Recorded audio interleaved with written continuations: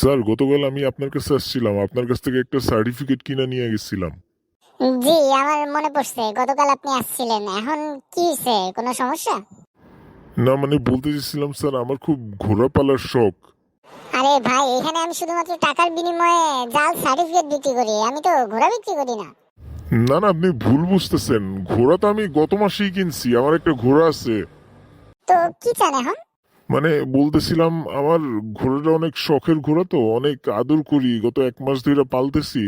তো আমার ইচ্ছা হইলো আজকে যে একটা ঘোড়ার জন্য একটা সার্টিফিকেট কিনে নিয়ে যাবো আপনার কাছ থেকে। না না, কি বলেন, এটা সম্ভব না। আরে ভাই, কেন সম্ভব না? আপনি তো জানেন আমার টাকা পয়সার অভাব নেই, কত টাকা লাগে দিব। তাও আমার একটা সার্টিফিকেট দেন আমার ঘোরার জন্য। আরে ভাই, বুঝার চেষ্টা করেন। এই সার্টিফিকেট আমরা শুধু গাধাদের দেই, ঘোড়াদের দেই না।